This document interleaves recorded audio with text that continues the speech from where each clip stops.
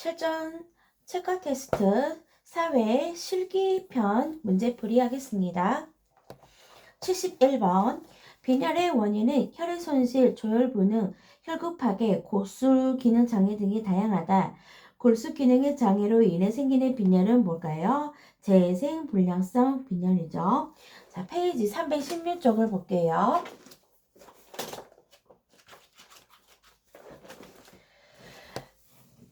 빈혈의 종류의 특성에서 빈혈의 종류는 철분결핍성 빈혈, 악성 빈혈, 재생불량성 빈혈, 용혈성 빈혈로 나눠져 있고요.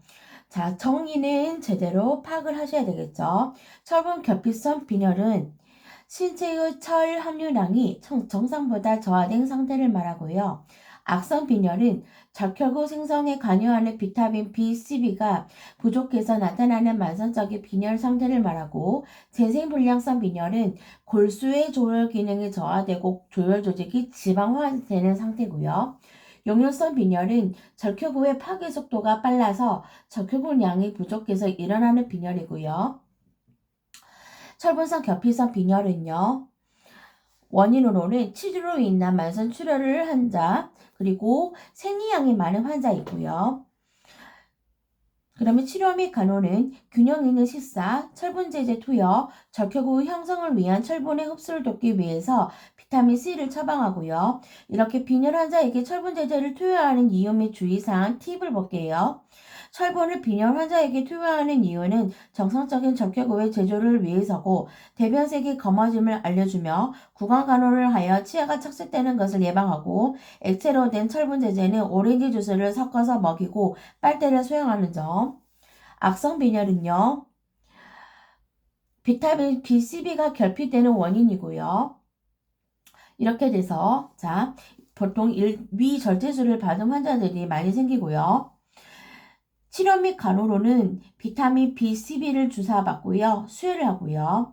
이렇게 이 악성 빈혈은 위암이 잘 발생하고요. 악성 빈혈 환자 치료 시 수시로 대변 검사를 실시해서 잡녀를 통한 위암 조기 발견을 하도록 하고요. 재생불량성 빈혈은 화학약품, 즉 특정 직업을 갖고 있는 사람들에게서 많이 나타나는 빈혈이고요. 자, 치료 및 간호로는 수혈, 구강간호, 안정, 보온, 육류와 채소, 과일을 이용한 식사하셔야 되고요. 감염은 방지를 하셔야 되겠죠. 용혈성 빈혈은요, 순환 혈액 내의 물리적, 화학적인 면역력이 약한 사람들이고요. 자, 이 사람들의 특징은요, 증상이 황달에 나타나는 특징이 있고요. 자, 치료 및 간호는 용음이 원인을 제거하고 수분과 전해질의 균형을 유지시키며 신장 기능을 유지하고 수혈을 하는 거죠. 여기까지 볼게요. 72번 구토 반사 없이 누워있는 무의식 환자에게 구강 간호를 수행할 경우 흔히 발생할 수 있는 간호 문제는 답은 기록 흡인이죠. 107쪽을 펴볼게요.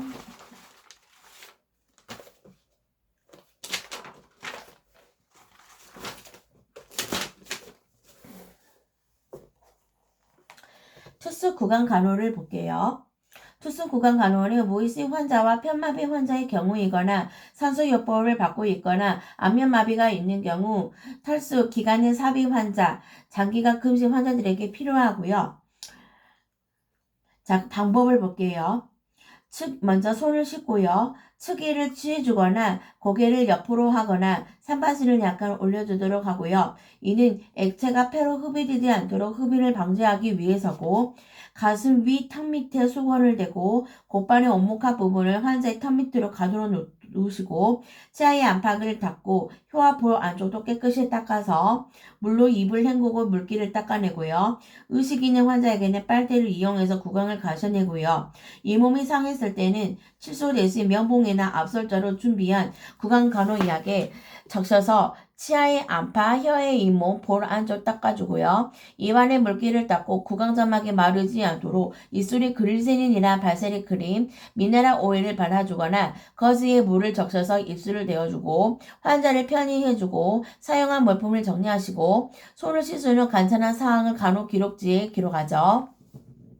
주의사항에는 가산화수소수는 가장 많이 사용되는 구강 용액으로서 마르고 비태가 낀 혀의 죽은 조직을 제거하는 데 효과적이며 구취의 원인을 제거해주고요. 장시간 사용하며 치아의 에날매질이 손상되기 때문에 철저히 헹구어 내주고요. 물과 가산화수소수를 4대1 비율로 섞어서 사용하시고요. 여기까지 중요한 거 봤고요. 앞장으로 넘기셔서 팁을 볼게요.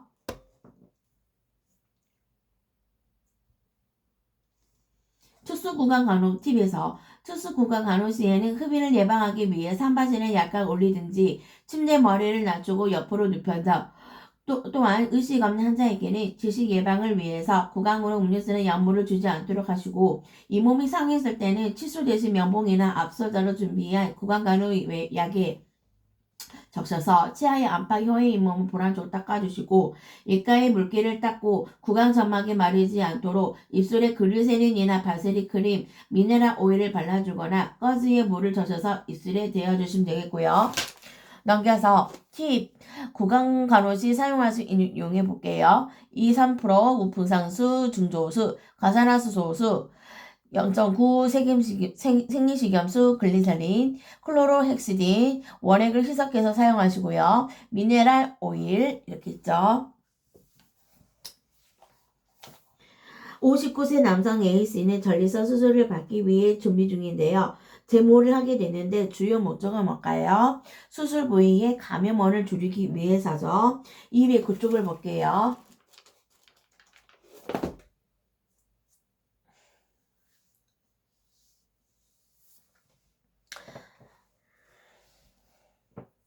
자, 먼저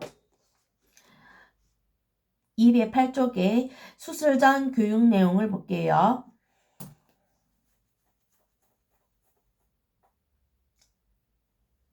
아니네요. 209쪽에 수술 전날 저녁부터 볼게요.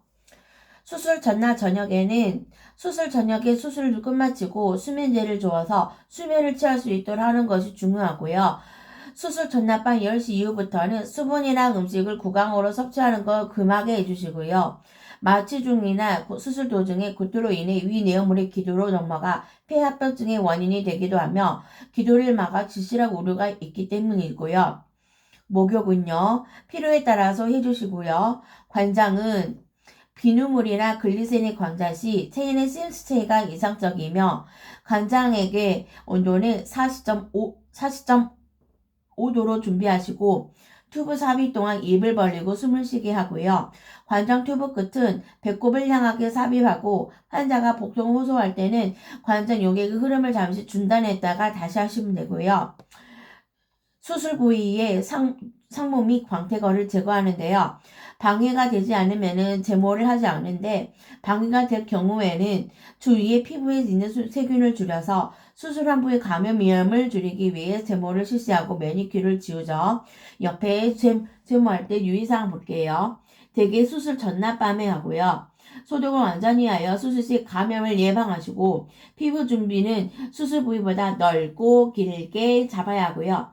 살균된 새 안전 면도날을 사용하고 면도기는 30도 45도 각도로 피부에 대서 털이나 방향으로 밀고요. 상처 나지 않도록 주의하며 따뜻한 물과 비누를 사용하며 산모 중에 배인 상처는 감염되기 쉬우므로 차트에 기록하시고 복부 수술 환자의 산모 부위는 산부를 유두선부터 하부는 서해부 중간까지이고요. 산모 로션을 바르지 않고 발진 시 의사에게 보고 준비가 끝나면 매니큐어 지우시고요. 사생활도 유지해줘야 되겠죠. 내과적 무기술과 외과적 무기술의 적용애가 서로 다르게 된 거. 62쪽을 볼게요. 61쪽으로 앞쪽으로 넘기셔서 내과적 무기술, 외과적 무기술 볼게요. 너무나도 중요한 내용이어서 자꾸 반복할게요. 내과적 무기술은요, 병원성 세균의 균을 감소시키거나 전파를 방지하는 거고요. 예로는 중요한 거, 격리법이 있죠. 손끝이 항상 아래로 가도록 하시고요. 물과 비누를 이용해서 비벼 씻고요. 환자의 접촉 전후 오염된 기구에 닿거나 식사하기 전, 기록이나 투약 전 등 모든 간호 업무 시작과 끝에는 반드시 씻고요. 가운이 겉으로 나오며 목끈을 이용하여 겉에 손이 닿지 않도록 입으시고요. 코와 입을 완전히 덮고 밑끈은 귀 뒤로, 아랫끈은 목 뒤로 매시고요. 외과적 무균술 모든 비병원성균과 병효성균을 제거하시고 멸균인 것은 오직 멸균적인 것만 접촉되었을 때만 멸균 상태가 유지. 멸균된 물건이라도 시야를 벗어나거나 허리선 밑으로 갔을 경우 멸균적이지 않은 것으로 간주. 젖은 물건은 오염되라고 보는 거죠. 항생제 비누나 소독제를 사용해서 손가락 끝에서 팔꿈치 방향으로 손을 씻고요. 소독제 종류나 각 기관의 규칙에 따라 다르지만 2 내지 5분 정도 손 소독제를 이용해서 닦거나 향균 비누와 물을 사용해서 씻고요. 손의 오염을 피하기 위해 팔꿈치가 항상 아래로 가도록 손을 위로 올리고요. 가운의 안쪽이 겉으로 나오며 가운의 목 부위가 허리선 아래로 내려가면 오염된 것으로 간주해서 겉에 손이 닿지 않게 해주시고 뒷끈은 다른 직원이 매주며 가슴에서 허리 위 전면은 멸균된 것으로 보고요. 뒷끝은 본인이 직접 매는 거죠. 외과적 무균술 원칙 볼게요. 멸균 물품은 품목과 규격별로 분류하여 보관하고요.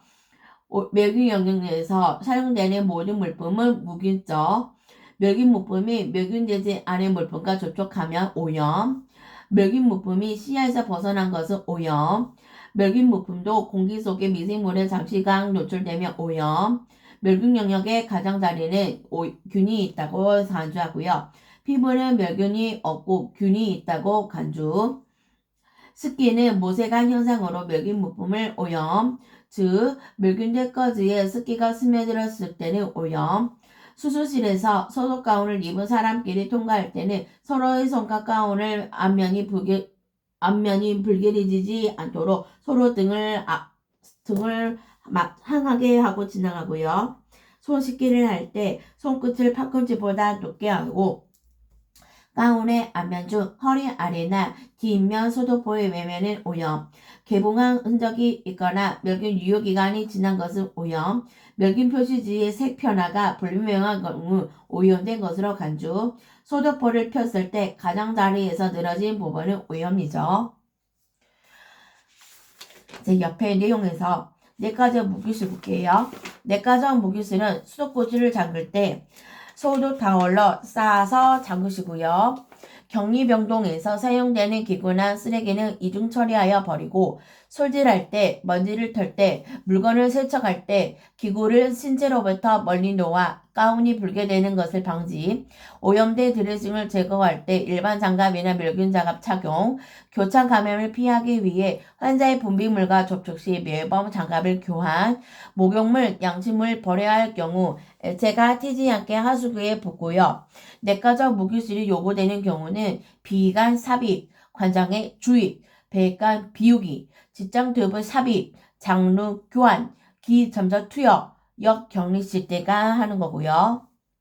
외과적 무균술은 도뇨관 삽입, 주사약 준비 과정, 멸균 물품 다룰 때 주사 시, 수술 시, 침습적 행위 시, 요추천자 시, 수술 부위나 개방 창성의 드레싱 교환, 흉곽 배관 교환, 드레싱, 수술복 착용, 수술기구 소독 이럴 때 외과적 무균술이죠.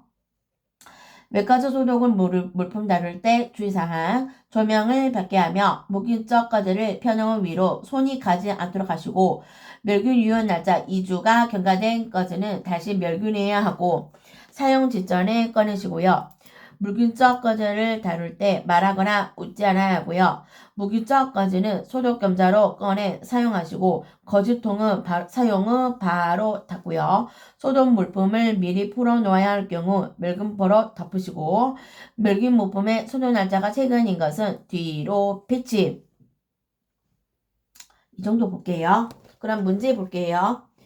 화상 환자 드레싱은 외과적, 배관 비우기는 내과적. 요창 안저 드레싱 외과적, 수집은 내과적, 3번은 삽입은 내과적, 교환은 외과적, 돈요간 내과적, 구강간호는 무균술 외과적이죠. 전매주사 외과적, 주입은 내과적이죠. 답은 B가 삽입, 수술 드레싱 교환은 서로 내과, 외과 잘 되어 있죠. 적절한 예방적 간호가 제공되지 않을 경우 요창의 발생 위험이 가장 높은 환자로 오른 것은 무의식 환자죠. 197쪽 볼게요.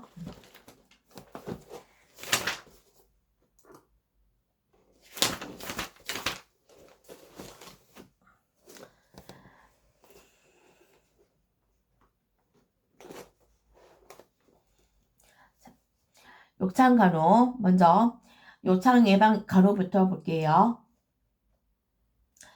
환자를 깨끗하게 건조하고 유지시키고 압력을 주지 않으며 정기적인 운동을 통해서 근육의 긴장력을 좋은 상태로 유지, 침상 목욕하며 혈액순환을 자극, 환자의 피부 이상을 관찰하시고 목욕을 닳고 말리며 로션으로 피부를 부드럽게 하시고 운동은 혈액순환을 자극하고 신체 조직을 건강하게 유지하는 데 도움이 되므로 환자가 움직일 수 있으며 침상에서 내려와 운동하게 해주시고 만약 스스로 움직일 수 없으며 수동적 관절 범위 운동을 실시하고 자세를 변경하여 한 곳에 2시간 이상씩 압력을 받지 않도록 하고 보기는 욕창 예방을 이상적인 자세이지만 사지마비 환자, 척수 손상 환자, 말총 부종 환자, 둔부 근육 견축 환자는 이 자세를 취할 수 없고요.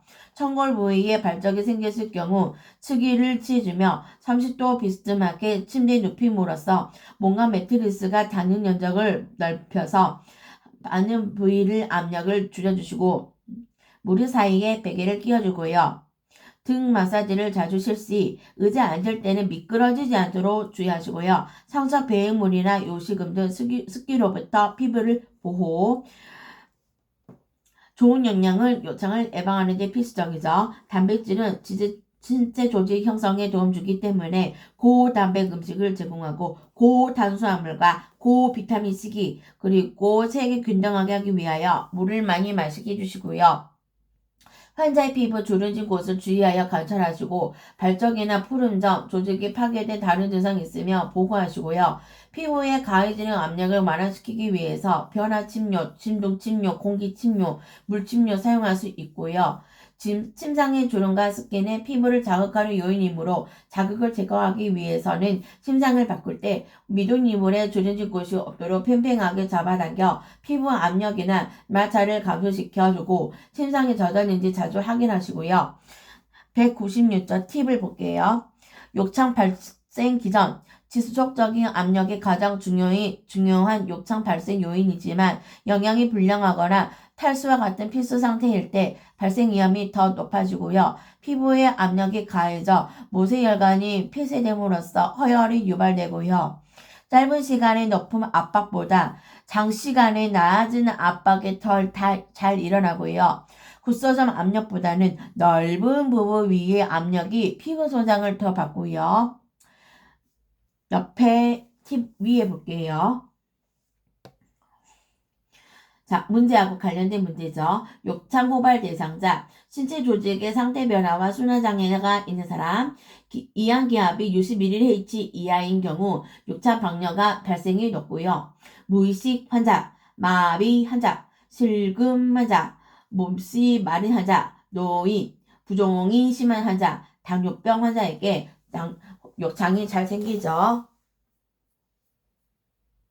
76번은 자 신전에 관한 내용으로는요. 신전은요 보통 자 구부렸던 관절이 다시 원래의 몸으로 되돌아가는 거지 보통 신전을 말하죠. 그러면 5번이 신전이 되겠죠. 1번은 수평외전, 2번은 굴곡, 2번에서 굴곡해갖고 자 신전 하는 방법이 5번이죠. 3번은 회내 손등이 보이죠. 손바닥이 보이는 것은 해외가 되겠죠.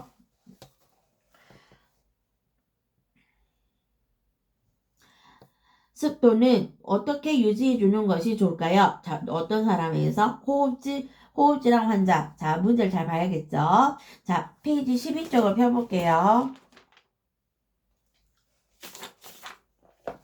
12쪽을 펴시지 말고, 네, 12쪽을 펴시면 되겠네요.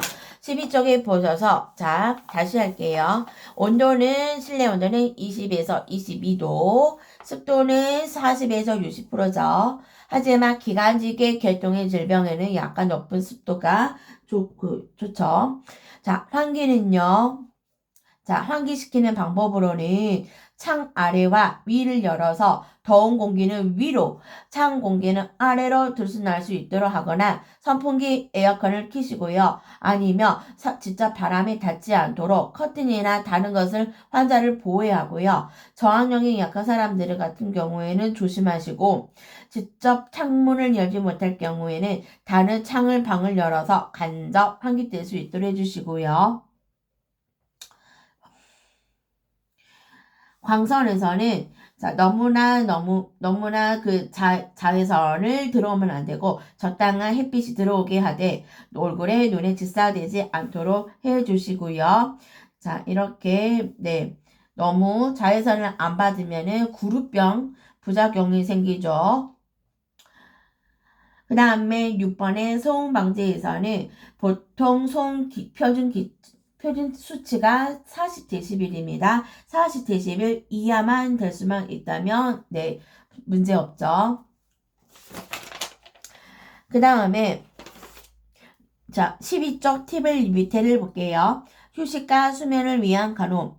편안한 환경 제공하고 취침 시간을 유지하고요. 조용하고 안정된 어두운 환경을 만들어주고요. 심호흡 통해서 긴장 해소와 이완을 돕고 식침 전 우유를 마시게 해주고 치즈 같은 단백질 식이 저녁 간호의 중요한 목적은 뭐죠? 숙면시키는 것.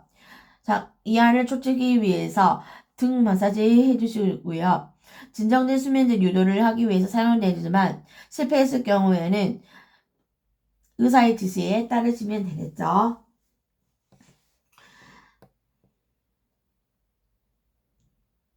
(78번) 혈압을 기재하는 방법. 자, 보통 우리가 120에 80 하면은 120은 수축기고 80은 이완이 되는 거죠. 그러면은 쓸 때는 수축기 혈압 슬러시 이완기 혈압 이렇게 쓰면 되겠죠.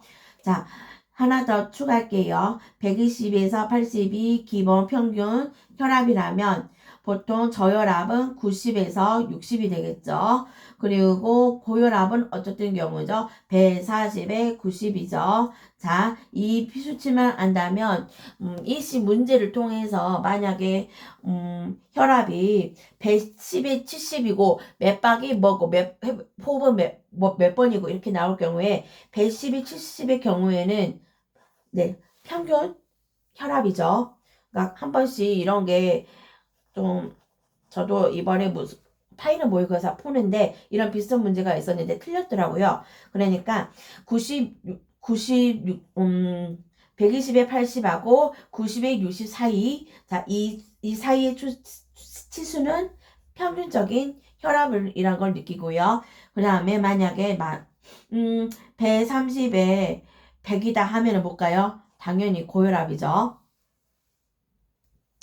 자, 79번 볼게요. 관장에 대한 설명. 관장 용액은 5분에서 15분 정도 신속하게 주입하시고요. 자, 따로 써놓을까요? 전체 관장은 1시간 정도 걸리고요. 관장통의 용액이 완전히 주입되는 조절기를 잠그면 안 되고요. 직장에 삽입하기 전 조절기를 열어 고무간의 용액이 약간 흘러나오게 삽입하시고 관장통은 침상으로부터 40에서 60 높이. 관장 용액은 반드시 공기가 들어가면 안 되겠죠. 공기가 들어가면 네, 공기 세척능이 걸리죠. 자, 120쪽을 펴볼게요.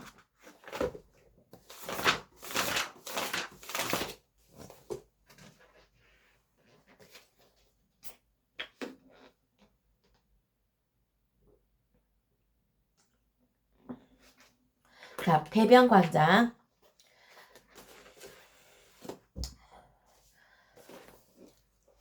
다시 읽어볼게요.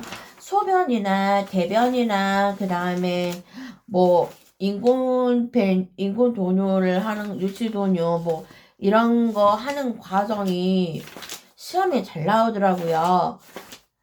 그리고 뭐 또 뭐 뒤에 나오면 기관 절개수 하는 방법, 그 다음에 뭐 또 다른 여러 가지 뭐 네, 그런 거 있잖아요. 달달라도 해야 될 것 같아요. 아, 정말 모의고사나 뭐 시험 보면 꼭 나오더라고요. 그래서 솔직히 저도 읽기는 싫은데 읽어야 될 것 같아요. 그래야 시험 볼 때 좀 많이 영향이 있는 것 같아요. 자, 볼게요.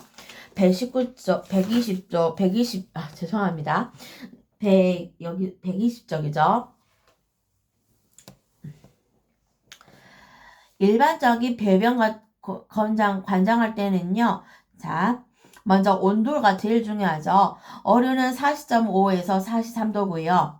자, 이하고 비슷한 온도가 뭐 있죠? 좌욕 온도도 40에서 43도죠. 어린아이는 37도 적당하고요. 광전 시에는 좌측 심시를 취하고요.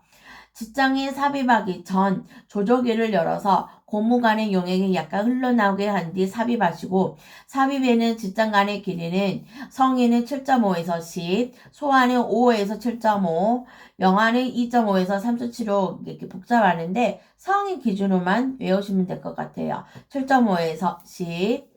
배변 관장 시 관장돔의 높이가 너무 높으며 직장에 큰 압력을 줄 수 있고요. 성인은 40에서 60, 소아들은 30에서 40 이렇게 아시면 되겠고요. 그 다음에 주의 속도는요. 너무 빨리 하면 안 되겠죠. 그러니까 10분에서 15분 정도 1000cc를 주고요. 보통 관장을 노는 시간은 전체 관장은 1시간이지만 평균적으로 5분에서 15분 정도 걸리고요.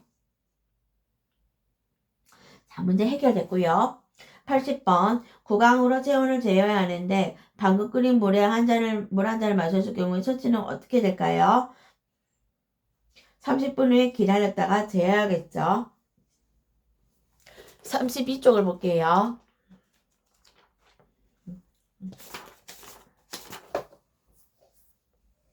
구강 체온 측정 이것도 너무 많이 자주 나온 것 같아요.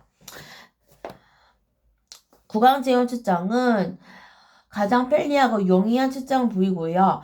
그 다음에 보통 복부 수술 환자나 위염 환자, 충수, 절제수 환자들에게 많이 쓰이는 검사고요. 방법도 알아두시 좋은데 중요한 것만 체온을 재기 전에 흡연하셨습니까? 라고 물어보아야 되고요. 체온계 탄침을 환자의 혀 밑에 넣고 입을 다물게 하고요. 종료음이 울리며 대상자 입에서 탄침을 제거하고 체온에서 나오는 숫자를 읽어서 소독해서 다 쓴 거는 소독해서 건조시킨 후에 보관 용기에 넣으시고요. 이상 있으면 보고하시고요. 자, 너무나도 중요한 거. 자, 구강 체온을 할 수 없는 경우는 자, 소아 환자나 노인 환자, 의식이 없는 중증 환자, 정신질환 환자, 간질 환자, 히스테리, 불안신경증이 있는 사람, 감기로 코가 막히거나 기침이 심한 환자, 호흡 증세가 있는 사람이나 산소를 쓰는 사람, 구강이나 코를 수술한 사람, 구내염 환자, 그리고 입이 다물기 힘든 환자, 흡연 직후 환자고요. 오한으로 떠는 환자, 그 다음에 음식물을 섭취할 경우에는 10분 이내 먹은 사람, 뜨겁거나 찬 거를 30분 이내 먹은 사람들은 구강체를 할 수는 없죠. 자, 그래서 30분 후에 기다려야겠죠. 환자에게 쾌척하고 이렇게 하는데 마지막에 편안하게 환경을 만들어주는 것은 뭐죠? 환기. 아까 했던 거니까 지나갈게요. 요추 골절 환자의 운반 시의 자세는 뭘까요? 앙화이죠. 130쪽을 펴볼게요.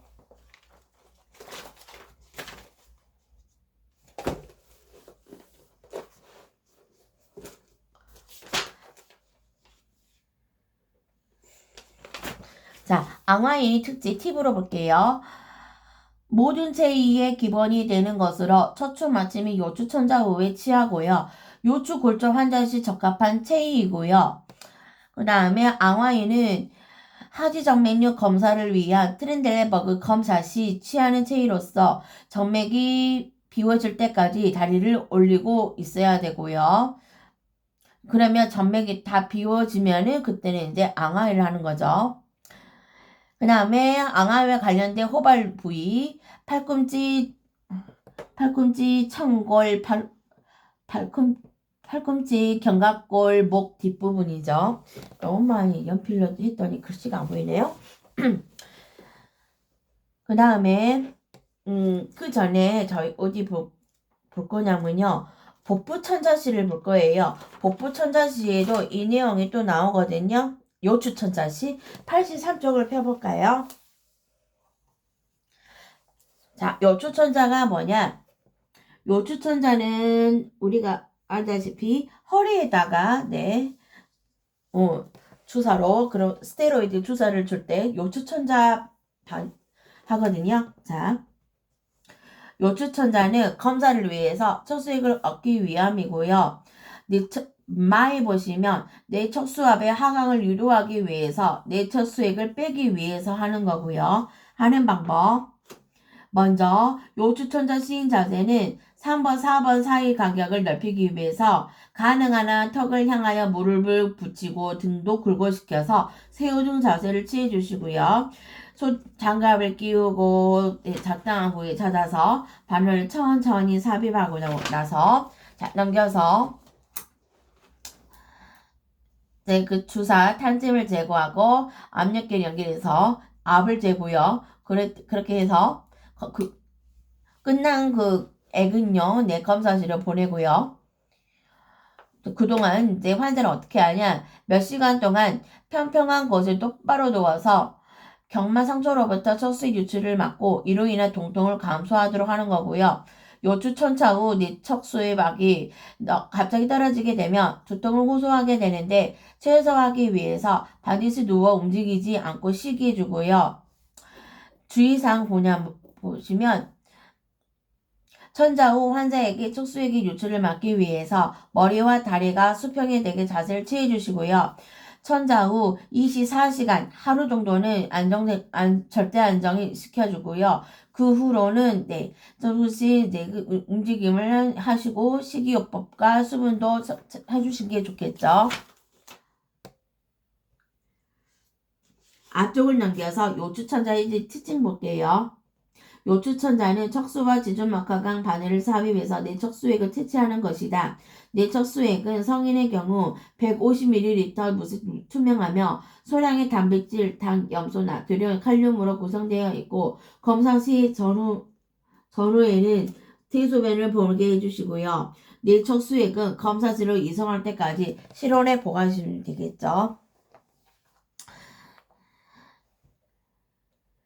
문제 볼게요. 통증의 원인이 되는 조직으로부터 몸 부위에서 느끼는 통증은 뭐라 할까요? 연관통이죠. 253쪽 볼게요.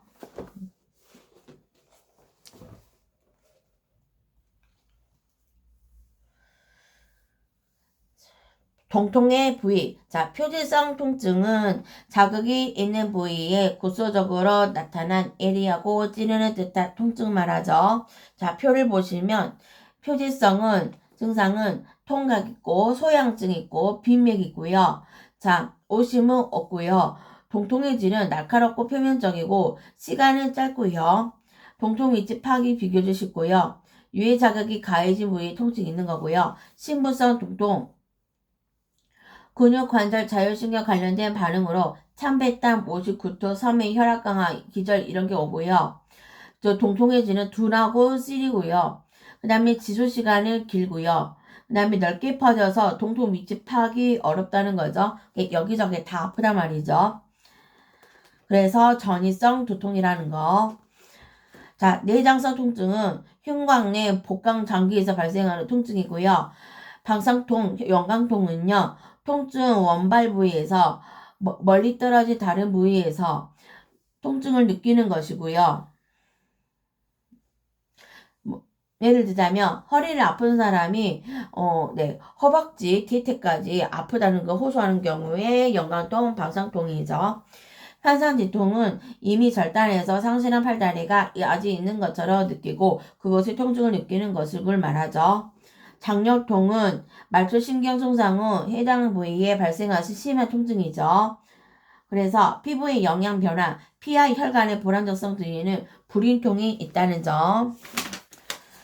한 장을 넘기시면은 대상포진 신경통 볼게요. 대상포진 감염 후에 발진이 있었던 부위에 생기는 불임통을 말하죠. 그러니까 대상포진도 걸리면 많이 아프다 하더라고요. 그 다음에 84번 이동섭자 사용법에 대한 설명. 이동섭자 끝부분이 아래로 향하게 하시고 이동섭자는 허리 높이나 그 이상의 볼릿을 위치에 위치시키고요. 소독성을 주고받을 때는 섭자끼리 서로 닿지 않도록 해주시고 섭자통에는 한 개로 넣어서 사용하시고요. 섭자통에서 꺼낼 때는 겸자 끝 양쪽면을 맞물린 상태로 꺼내주면 되겠죠. 66쪽을 볼게요.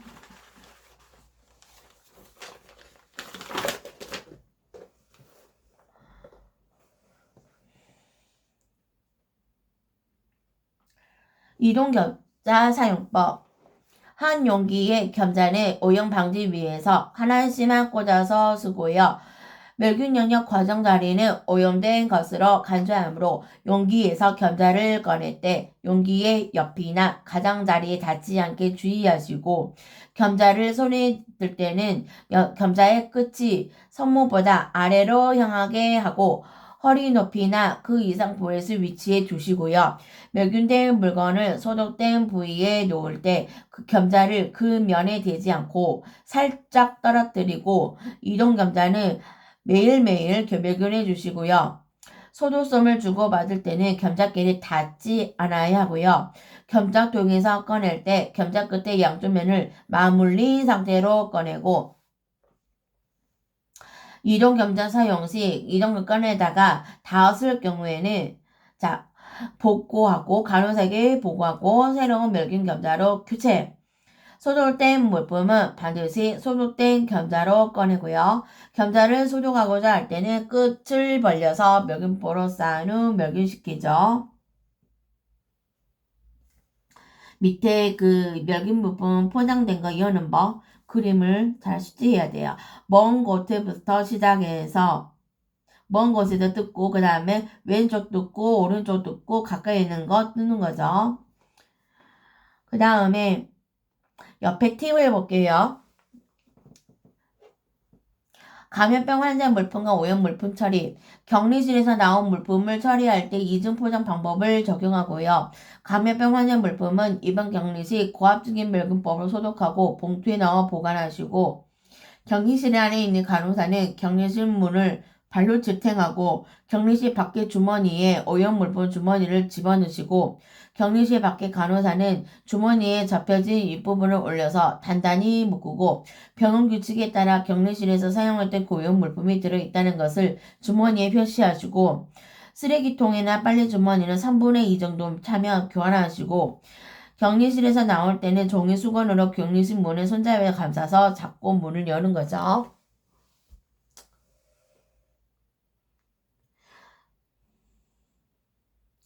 수혈을 하던 중 부작용으로 오한나고 열 몇 박수 올라갈 때 간호조무사가 어떻게 해야 되겠죠? 무조건 간호조무사가 해야 되는 문제가 나오면 항상 보고를 해야 돼요. 간호조무사는 치료도 못하고 뭔가 이렇게 집도를 할 수 있는 것도 아니고 뭔가를 이렇게 할 수 있는 그런 일을 갖고 있는 직업이 아니잖아요. 이게 항상 보고해야 돼요. 그러니까 이런 문제 푸는 요령은 간호조무사 치료할 태도랑 하면은 우선 보고 표현이 있는지 보고 그 다음에 없으면은 그때는 이제 1번부터 차근차근 봐야겠죠. 그런 내용이 4번에 있죠. 일단 중지하고 간호사에게 즉시 보고하도록 한다. 319쪽을 볼게요.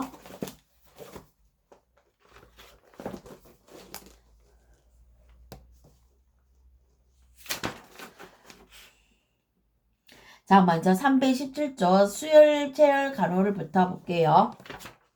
요새는 그 문제단만 외우기에는 너무 난해하더라고요. 그래서 이거하고 관련된 거를 내용을 전체적으로 알아야 우리도 어떤 문제나 풀 때, 뭐, 예를 들어서 수열에 대한 내용이다 하면은, 여기 217쪽, 아니, 317쪽부터 319쪽에 나오는 내용으로 해갖고, 오답지로 해서 나온 게, 오지의 선당에다가 나오잖아요. 그래서 이거를 찾기가 힘들어요. 그러니까 찾기도 힘든 것뿐만 아니라 어차피 알아야 내용이 있으면은 전체적으로 아는 게 나을 것 같아서 자꾸 앞쪽을 보라는 이유가 그런 이유입니다. 자, 먼저 중요한 위주로 볼게요. 자, TV 보시면 정리가 너무 잘 돼 있으니까 이걸로 확인할게요. 수혈시 주의사항, 수혈 시작장 활력 징후를 확인하시고 수혈은 50cc 생리식염수를 시작하고요. 그 다음에 수혈 세트가 여과막이 있는지 확인하고요. 이거는 혈전을 초래할 수 있는 자극물을 걸러내기 역할을 하는 거고요. 혈액병은 환자의 심장에서 1m 정도 높이에 둬야 되고요. 혈액 내로 약물 주입을 금하시고요. 처음 15분 동안은 20g 미니트로 하고 지켜보다가 42g 미니트로 속도를 조절하시면 되겠고요. 활력 증상을 1시간마다 측정하시고 혈액 한 병이 끝날 때마다 수혈 세트를 교환하는 거죠.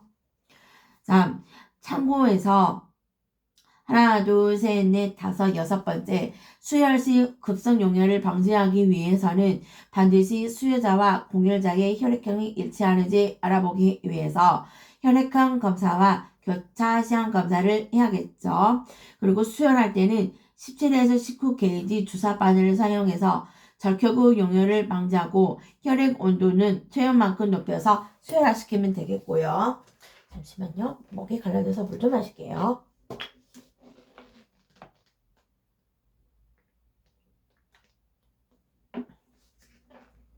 자, 그 다음에 넘겨서 자, 팁을 볼게요. 수혈 시 생리식염수를 사용하는 이유는 수혈할 때 생리식염수 사용은 수혈 세트를 채울 때, 수혈이 끝나고 튜브에 남아있는 혈액을 집어넣을 때, 수혈 부작용 시 전매 확보를 위해서 하는 거고요. 생리식염수는 등장성 용액으로 적혈구 용혈을 막아주고요. 밑에 팁. 수혈시 요일점. 수혈 시에는 냉장고에서 혈액을 꺼낸 지 20분 만에 주입을 하셔야 되고요. 낮은 온도로 인해 오한이 발생할 수 있기 때문에 주입하면서 혈액을 덮이는 기구를 사용하여 가능하면 체온과 가깝게 해주시고요. 자, O형은 수혈도 받을 수 있고 어떤 형에게도 다 혈액을 줄 수 있죠. 만능 공혈자고요. 그 다음에 AB형은 자, 어떤 형으로 수혈을 받을 수 있는데 오로지 공혈은 AB한테만 해주다는 거. 나머지는 네, 됐고요. 여기 밑에 태아적 악우증 유발한다는 말은 안 할게요. 이거는 기초 간호학에서 너무나도 많이 나오는 문제여서 그냥 이 정도 한번 쭉 훑어보시고요. 자, 옆으로 와서 수혈 환자 간호 볼게요. 자, 수혈 환자 간호에서 자, 중요한 거 볼게요. 수혈을 시작하는 15분 동안에는 대상자와 함께 관찰하시고요. 수혈 중 이상 반응이 생기면 수혈을 중지하고 간호사한테 보고하시는데 이상 반응이 뭐냐? 용혈 반응, 알레르기 반응, 공기세증, 오한, 호흡곤란, 두드러기, 요의 감소, 발열, 혈압 강화, 혈압 하강, 맥반 수위 증가, 두통, 혈뇨가 있으면 중지하셔야죠. 그 다음에 이렇게 부작용이 나타나면 첫 소변과 수혈하지 않은 쪽의 팔에서 혈액을 뽑아서 다시 검사실로 보내야 되겠죠. 그 다음에 밑으로 내려오시면 자, 주사 바늘을 뽑은 후 환자를 앙하이로 눕게 하고 15-30분 가량 휴식시키고요. 침대에 발치를 약간 올려주면 되죠. 문제 볼게요. 자, 그 다음에 비간 튜브를 영양액을 투여할 때 주의할 사항이죠. 자, 답은 영양액을 투여한 후 36cc 물을 주입한 후 튜브를 잠시 잠근다. 자, 115쪽을 볼게요.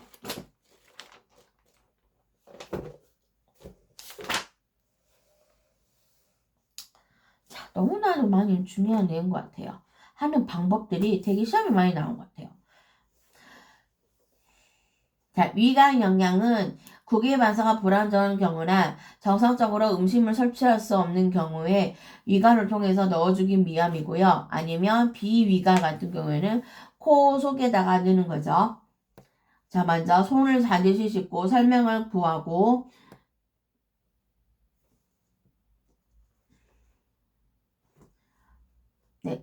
구하고 환자를 앉게 해주시고요. 못 앉게 하는 경우에는 머리를 위보다 높게 해서 반자위로 형태로 반자위 파울러시 체위로 해주시고요. 이거는 기도 흡입의 가능성을 줄이기 위해서 하는 거죠. 그 다음에 위관의 위치를 확인하기 위해서 위 내용물을 흡입해 보고요. 흡입한 내용이 100ml 이상 나왔을 때 간호조무사는 영양 주입을 연기하거나 내용물을 다시 밀어넣고 간호사에게 보고하시고요. 위관의 처방된 요동식을 백을 연결하고요. 반드시 공기가 들어가면 안 되고요. 처방된 유동식은 이 온도는 체온보다 약간 높거나 실온 정도의 온도가 되겠고요. 천천히 주입을 하는데요. 너무 빠르게 갈 경우 설사 증상이 나타나므로 1분에 50cc 이상 주입되지 않도록 조정하시고 음식물의 중력에 의해서 아래로 내려올 수 있으니 골반이나 위에서 35cm 정도 높이 되는 백을 위치해서 공기가 들어가지 않도록 해주시고 영역이 주입된 후에는 위관을 막히기 위험을 방지 위해서 미온수를 36cc 정도 더 넣어서 위관을 씻어주고요. 위관 조절기를 잠궈서 주입된 음식 흘러나오지 않게 고정시켜주고요.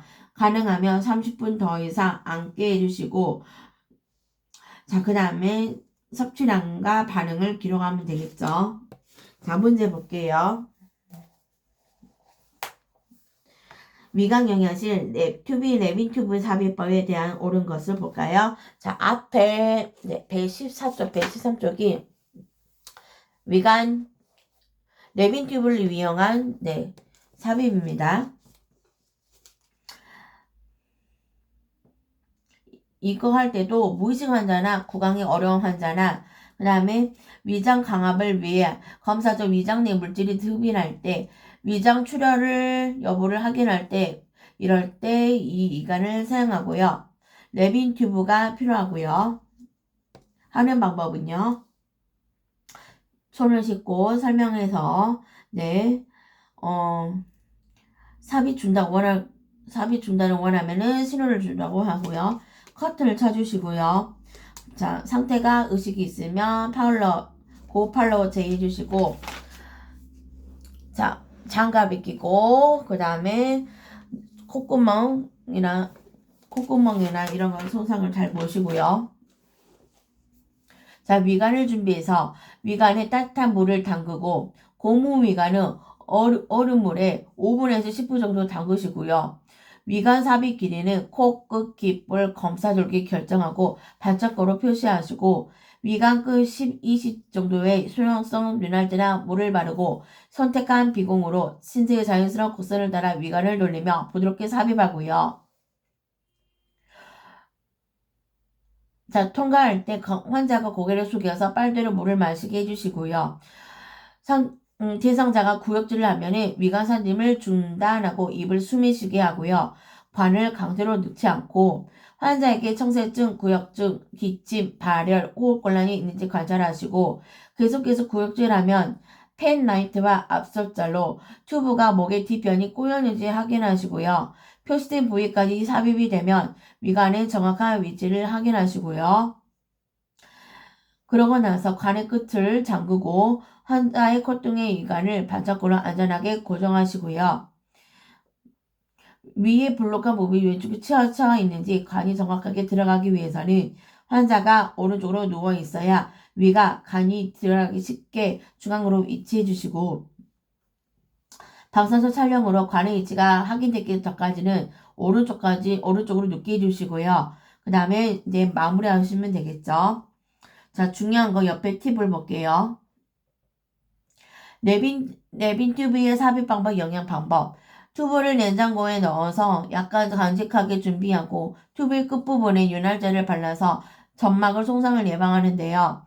삽입 길이는 코, 귀에서 검사줄기만큼 삽입하시고 가능한 한 만주 자세 차이 반자이 정도 해주시고요. 위관을 삽입할 때는 턱을 내리고 자주 삼키라고 알려주고요. 자, 밑에 표 볼게요. 위관이 위치 잘 놓이지 않을 경우에 자, 체위 변경하거나 위관을 더 삽입해서 돌려주시면 하는데요. 자, 이럴 때 확인하는 방법을 볼게요. 관 끝을 물그릇을 넣고 방울이 생기는지 확인하고요. 방울이 아니라 위가 아니라 기관에서 삽입된 것으로 관을 빼서 다시 넣고요. 자, 검산돌기 끝부분을 청지기를 대고요. 5에서 10cc 공기를 집어넣으면 콸콸 소리는 나는지 보고요. 이 소리가 나면은 위뇌로 들어간 것이고요. 이거를 뺄 때는요. 연결해서 강하게 조시 흡인해보고 이때 내용물이 나오게 되면 정확하게 들어가기 때문에 내용물을 다시 넣어주겠죠. 이렇게 흡입한 위 내용물을 다시 넣어주는 이유는 수분과 체질을 전해질 손실을 막기 위해서죠.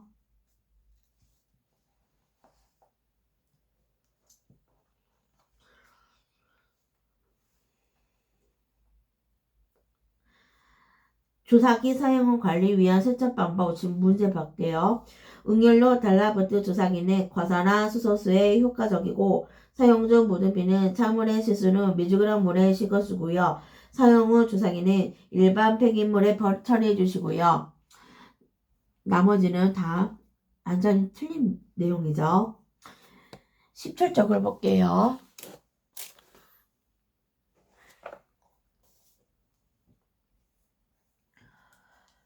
물풀 및 관리 세척 중에서 먼저 청결한 환경 16쪽부터 볼게요. 청결한 환경에서는 반드시 빗질하면 안 되고요. 없을렀을 경우에는 사고 원인이 있기 때문에 꼭 닦아야 하고요. 자, 이번 실은 오염이 적은 구역에서 많은 구역, 높이가 높은 곳에서 낮은 곳으로 청소해 주시고요.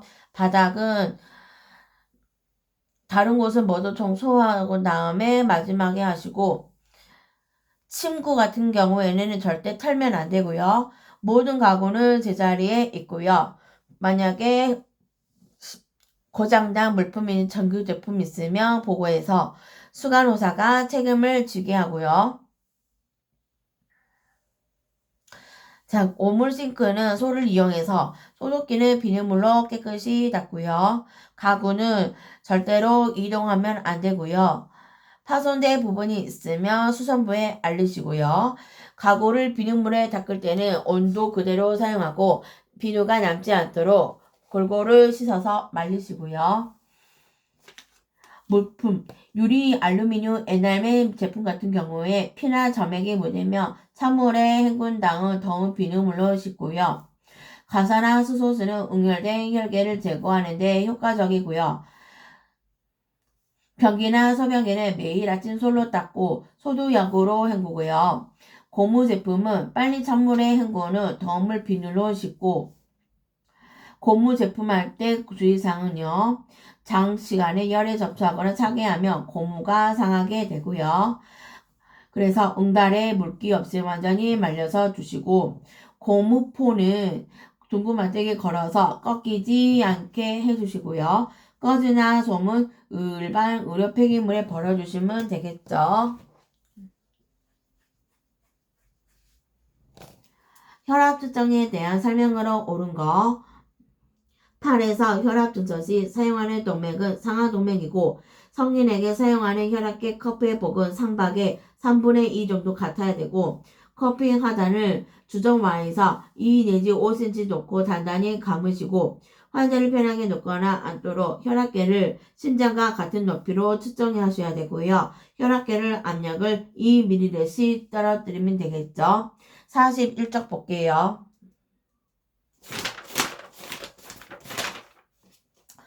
혈압은요.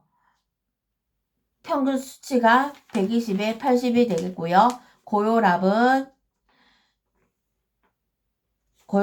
140에서 90, 저혈압은 90에서 60이라는 점.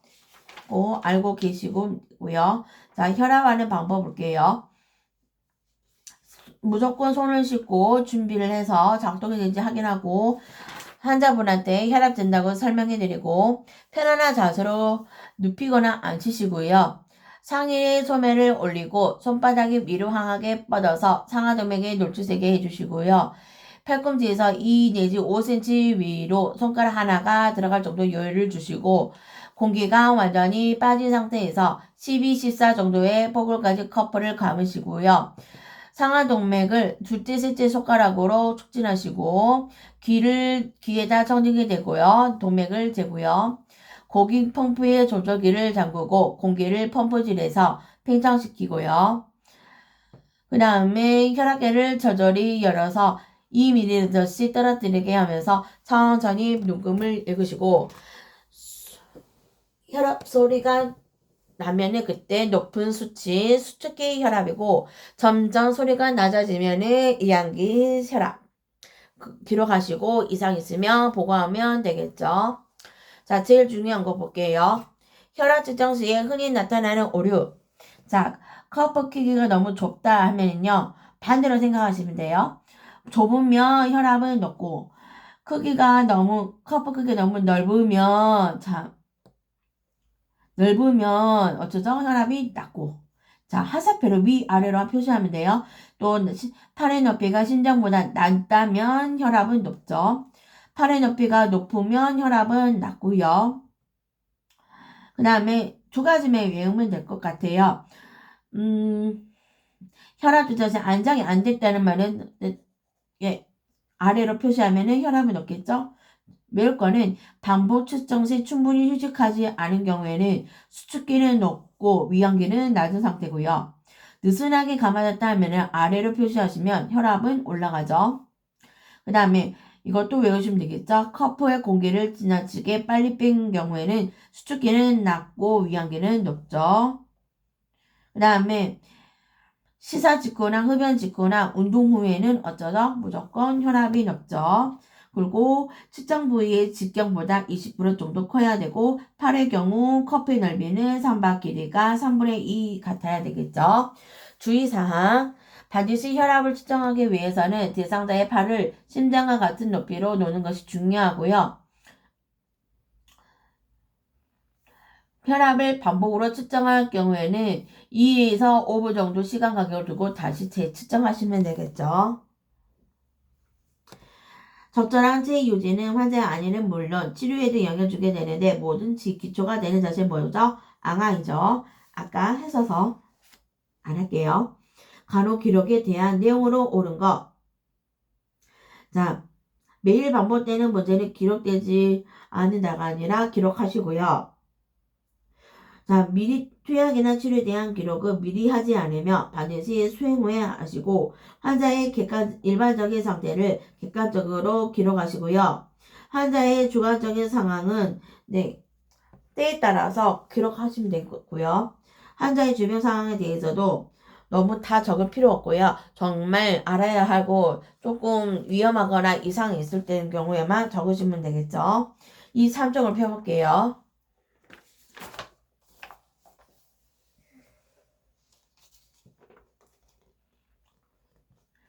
자, 간호기록지에 꼭 써야 될 거. 대상자에 대한 간호사의 사정 내용, 활육 징후, 피부색, 소변 색깔.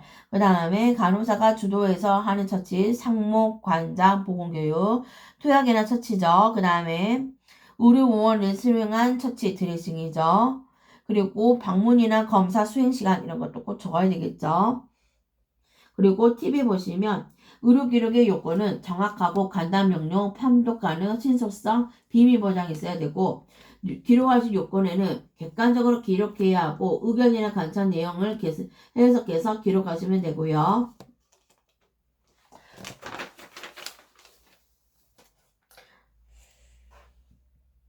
다음 문제 볼게요. 멸균물품관리법으로 옳은 것은 멸균물품을 개봉은 사용하지 않을 경우 24시간 이내 재사용이 불가능하고요.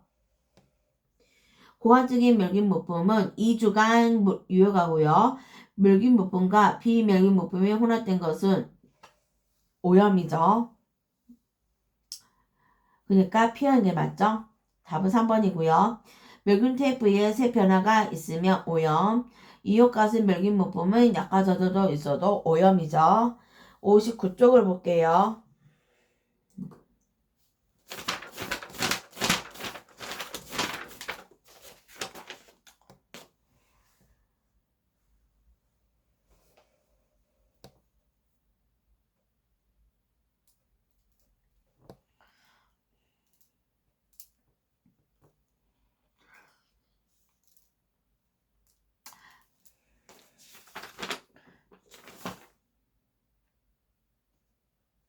자, 61쪽을 배워볼게요. 외과적 무균속 원칙 아까 다 했는데 다시 한번 정리할게요. 멸균 물품, 멸균되지 않은 물품은 오염, 시야에서 벗어나면 오염, 공기 속에 미생물에 노출되면 오염, 멸균 영역 강자자리 오염, 피부는 멸균될 수 없, 피부는 멸균이 됐었고 오염이 있다 생각하고요. 그 다음에 멸균대까지 습기가 스며들었을 때 오염이고요. 가운의 앞면적 허리 아래나 뒷면 소독표 매매는 오염, 개봉한 흔적이 있거나 멸균 유효기간 지난 거 오염, 멸균 표시지의 색 변화가 불분명한 거 오염, 소독표를 폈을 때 가장자리 늘어진 부분은 오염이죠.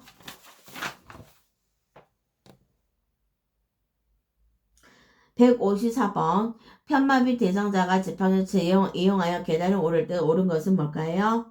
자, 먼저 오른쪽이 아프죠. 그러면 먼저 지팡이를 짚고요. 그 다음에 자, 건강한 다리를 올리고 그 다음에 아픈 발을 지탱해 주는 거죠. 어느 다른 채널에서는 지, 검, 마 이렇게 알려주시더라고요. 근데 저도 그렇게 외우게 되더라고요. 그러니까 지검마, 지팡이, 건강한 다리, 아픈 다리 이렇게 올리면 되겠죠. 그러면 내려갈 때도 그러겠죠. 바뀌겠죠. 지, 마, 건이 되겠죠. 아픈 부위를 하고 그 다음에 건강한 다리로 해주시면 되겠죠.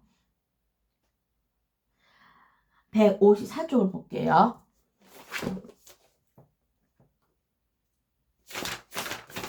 하도 그런 거 자기들이 했던 거 막 유출했다고 유포한다고 하니까 하는 말인데 다 모든 사람들이 첫 글자로 외우고 싶지 않을까요?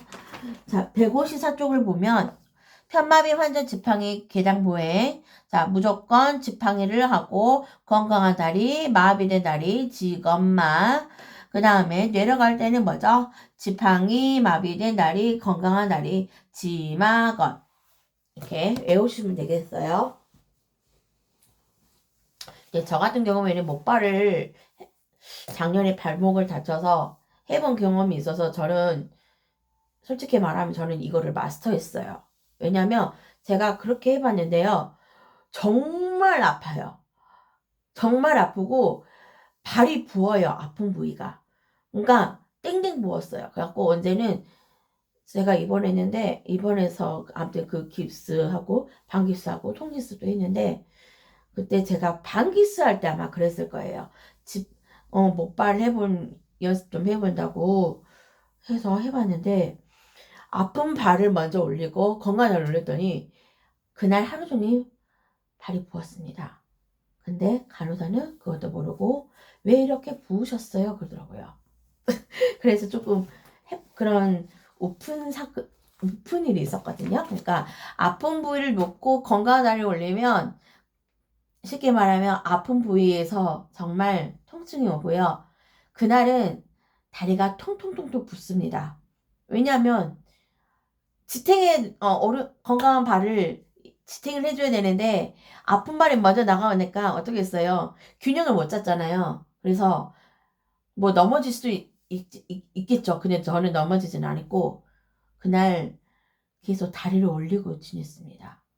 그래서 간호사가 수술하고 와서 보는데 부었다 해서 계속 다리를 올려주라고 하더라고요. 그러니까 그런 애로사항도 있어요. 그러니까 내려갈 때도 그래요. 내려갈 때도 마비된 다리하고 건강한 다리잖아요. 건강한 다리하고 마비된 다리 해봤는데 정말 통증도 통증이지만 막, 막 뭐라 해야 될까요? 뭐 알 수 없는 그 미묘한 그 불편한 느낌 그런 게 나요. 그러니까 순서가 다 있더라고요. 근데 저는 그래도 근데 병원에서는요 하는 방법을 안 가르쳐 줍니다. 그래서 제가 유튜브를 찾아서 해본 거였거든요. 그러니까 병원에서는 목발이나 그런 거 주면은 절대로 하는 방법을 안 가르쳐 줘요. 그래, 니 알아서 해라. 이렇게 놔두더라고요. 그래서 저는 유튜브 보고 알아서 제가 그래서 목발하는 과정이랑 지팡이는 거의 비슷하니까 네, 공부하는데 어려움이 없었습니다. 자, 네, 헛소리 했고요. 94번 볼게요. 외과대 손소독 주의사항으로 옳은 거 볼게요. 자, 팔꿈치가 항상 아래로 가도록 해주시고요. 원형 동작으로 닦아주시고 손을 닦은 후 가슴 아래로 올리지 않고요. 수직 동작으로 위아래 닦아내는 건 아무 상관없는 말이고요. 물과 향후 비누를 사용해서 깨끗하게 씻도록 해놓은 거죠. 62쪽을 볼게요.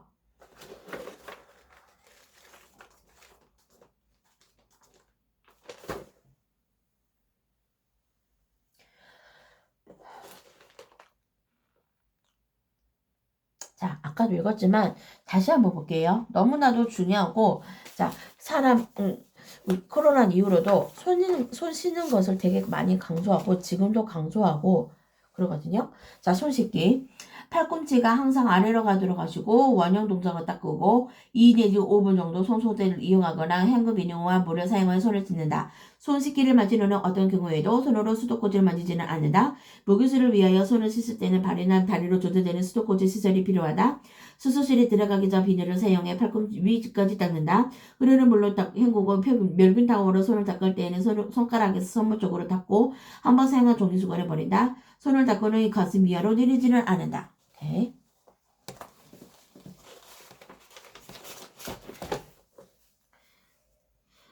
부신피지 호르몬제 사용 공기증으로 옳은 거 당뇨병이죠. 자, 인체책 펴볼게요. 129쪽.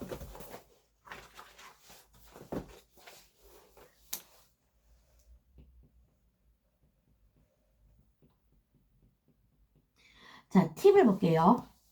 부신피질. 자, 부신이란 것은 뭐냐면요. 신장의 산단에 있는 뇌 분비선으로 피질과 수질로 되어 있고요.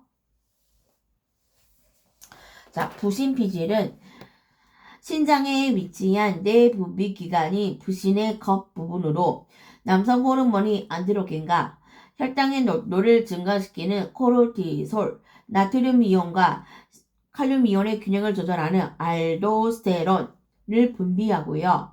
이 부신피질 호르몬은 뇌하수체 전엽에서 분비되는 부신피질 자극 호르몬의 조절을 받고요. 부신피질이 기능이 항진되면 쿠시 증후군으로 비만증, 혈압 상승, 얼굴 부종 나타나고요. 떨어지면 에디슨병이라 해서 신장에서 염분 재흡수 장애와 일어나 수분 소실, 혈당 감소 조리되고요. 옆에 팁을 보시면 부신피질에서 분비되는 남성 호르몬으로 성인 남성의 정소에서 분비되는 양에 비하면 미약하지만 남성의 2차 성질 발현과 함께 여성의 성적 충동을 유발하는 호르몬으로 알려져 있다. 여성에게서 가히 분비되었을 때는 남성화를 유발한다. 부신피질 호르몬에는 우려성 심장질환, 정신병, 당뇨병, 삼출성 결핵 환자에게서 금기로 되어 있죠. 체온 측정 시 갑자기 열이 높은 환자를 발견했을 때 처치는요. 다른 체온으로 다시 측정하는 거죠. 다시 실무책에 손질했죠.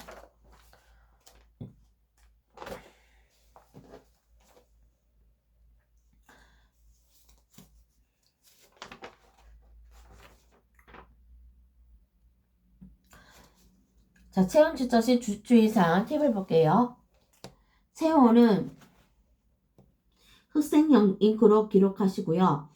조사나 미수관은 체온이 낮고 동요가 심하고요.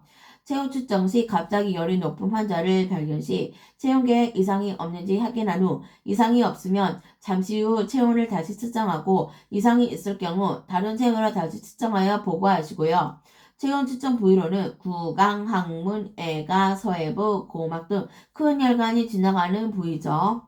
그리고 체온계를 소독할 때는 70-75% 알코올 용액을 사용하는 점.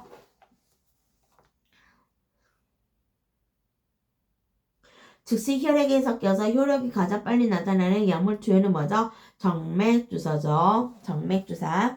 234쪽을 볼게요.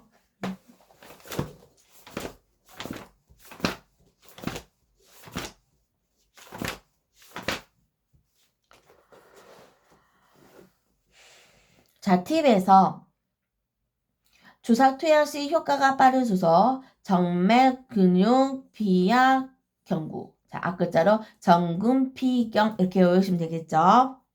이것도 또 어느 채널에서 또 유포했다고 할까 봐 싶은데 아닙니다. 앞글자만, 네, 저도 앞글자만 따서 외웁니다. 자, 정맥주사부터 볼게요. 정맥주사는 장점은 가장 효과가 빠르고요. 약물의 치료적 약물 혈중 농도를 유지할 수 있고 피하나 근육에 자극이 심한 약을 투여할 수 있고요. 다른 투여 방법에 비해서 조직에 심한 손상을 주지 않고 수분과 전해질의 균형을 유지하며 영양을 공급할 수 있고요. 조직이나 위장과 흡수가 잘 안 되는 약물이나 흡수 전에 파괴되는 약물을 투여할 수 있고요. 그 다음에 근육주사. 피하주사보다 자극성이 있는 약물로 인한 통증이 적다. 피하주사보다 많은 양을 투여할 수 있다. 피하주사보다 약물의 흡수 및 효과가 빠르죠. 그 다음에 피하. 경구 투여보다는 약물의 작용이 빠르다. 인슐린 피하주사는 복부의 주사 시 흡수 속도가 가장 빠르다. 그 다음에 경구의 장점. 가장 편리하다. 경제적이다. 피부를 손상시키지 않는다. 안전하다. 네, 이렇게 보시고요. 그 다음에 팁의 위아래 다 볼게요. 중요합니다. 주사기 사용 처리 방법. 주사기는 사용 후 곧 빼고 응혈로 달라붙은 주사기는 용혈제에 담가주시고 피 묻은 주사기는 먼저 찬물, 손을 다치지 않게 주의. 밑에 팁. 생리식염수란 물에 우리 체내와 같은 염분량을 넣어서 만든 액체를 말한다. 혈관 내에 직접 넣어도 상투압의 변화를 일으키지 않은 게 생리식염수죠. 자, 임신성 고혈압 체중 증가는 직접적인 원인은 뭘까요? 염분과 수분 축적으로 인한 부종이죠. 자, 기초책을 볼게요.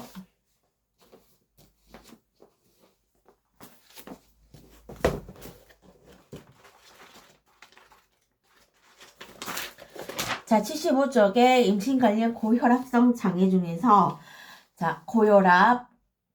자, 두 번 고혈압은요.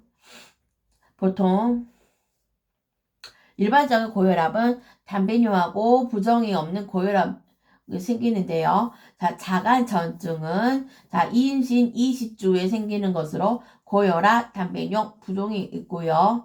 자, 자간증은요, 거기에다가 경련이 동반되는 거죠. 자, 고혈압은요, 원인은 초발은 젊은 초인부나 다산부에 많이 생기고요. 그 다음에 원인불명, 다트 임신, 포사기대, 유전자 성향, 면역이전, 영양결핍, 자궁내 혈관의 경련이고요. 자, 옆에 볼게요. 자, 임신 중독증 검사, 혈압 측정 하고요. 체중 측정. 임신성 고혈압 시 체중 증가는 직접적인 원인은 염분과 수분의 축적으로 인한 부족이다. 소변 검사는 단민용 검사라는 거죠. 또 볼게요. 여기 임신 자가증 중요하니까 볼게요. 자가증이나 임신기간 중에 마치 간질과 같은 발작을 일으키는 것으로 갑자기 실진하고 전신 근육에 경련이 일어나는 질병이며 임신 자가증이 체중 단계로 발전한 것이다. 경련 발작은 갑자기 의식이 없어지고 눈이 휙이 뒤집히며 안면 근육이 경련하게 된다. 가슴의 근육이 경련되므로 호흡도 정지되며 턱의 근육도 경련될 때 혈을 끼울 수가 있다. 발작이 일어나면 즉시 진정되는 발작을 정지시키고 재발하지 않도록 소리나 강상, 기타 자극을 주지 않도록 하시고 여러가지 연구 결과 굴종부나 영양 섭취, 단백질의 부종이 중독 등과 관련이 있어서 균형 잡힌 고단백질 식이 요법의 최선의 방법이 입증되었죠. 장한증의 증상은 뭘까요? 심한 두통 지속, 얼굴에 손가락 부종, 현기질 시야 혈어짐, 계속적인 구토, 요량의 급격한 감소, 심화부 통증이 있죠. 자, 넘기셔서 자, 치료하는 방법 볼게요. 자, 경증 자가전증이 있으면 자, 일주일에 2번 통원 치료해서 혈압 체조 단백질 혈액 검사하시고 활동 제한, 침상 안정, 고담배, 저염식, 저열량 섭취 약물 투여하시면 되고요. 자, 절대 안정 우선이고 병실을 조용하게 어둡게 유지, 좌측기 유지, 활력 징후, 의식 상태와 반사 상태 사정, 혈장 전해진 농도, 혈소판, 단백뇨의 검사 결과 확인, 매일 체중 측정하며 손과 안감의 부종 사정, 안정형 검사하시고 수분 섭취량과 배설량 기록, 분만 직후 사정 및 태아의 심음, 고단백, 저절한 탄수화물, 저지방, 고비타민, 저염식이 수분 제한 시기를 하시고 약물 투여, 심할 때는 진정제 사용하시고요. 경련 시에 간호 같은 경우에는요. 좌측위를 눕혀서 분비물 흡입과 혀 깨무는 것을 방지하고요. 침대 난간 설치하시고 패를 이용하시고 어쨌든 사용은 최소로 하시고요. 금지를 하는데 최소할 때만에 최소화해 주시는 게 좋죠. 산소 공급, 시간의 묘 배설량 측정, 폐수중 유물 사정, 자, 항경령제, 진정제, 당이한바 재판, 바비큐레이트 주시고요. 항고혈압제, 하이드랄라진, 메팁 도파. 자, 이런 약을 잘 아시면 좋아요. 나중에 양리에서 또 한 번 나와요. 자, 그 다음에 문제 볼게요. 절대 안정에 대한 범위로 옳은 것은 침대에서 안정하고 있는 모든 일을 의료인들이 해주는 거죠. 자, 249쪽 볼게요. 자, 침상 안정 말 그대로. 정말.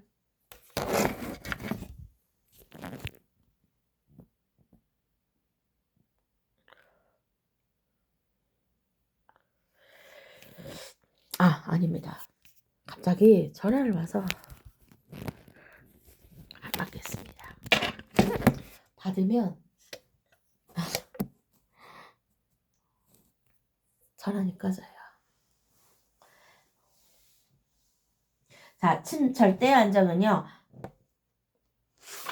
죄송합니다.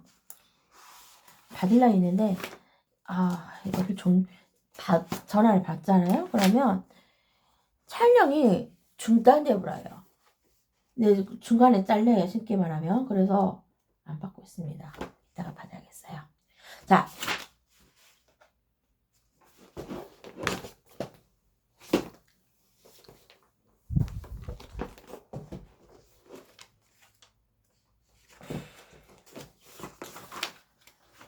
자, 절대 안정. 당황스럽네요. 갑자기 전화 와서. 자, 250초 팁을 볼게요. 자, 열량 소모량을 최소화하기 위해서 식사랑 이 닦기, 돌아눕기 금지되고요. 말하는 것도 의사표시 정도만 허락되고요. 면역에 제한이 필요하고요. 침대에서 안정하고 있고 모든 일을 의료인들이 해주고요. 대사 소모를 최대한 억제해주는 거죠. 자, 환자가 잠이 오지 않고 이유 없이 눈물이 나와요. 이럴 때 가로점사 태도는 어떻게 해야 되죠? 함께 있어주면 우는 이유를 알아보기 위해서 ACMR을 경청하는 거죠. 이거는 11쪽에 봐서 안 봐도 환자가 이렇게 말하면 그 말에 대해서 다시 같이 있어주고 그 환자의 말을 경청해주고 그래야 되겠죠. 그래서 심물태 12쪽은 더 이상 안 봐도 될 것 같습니다.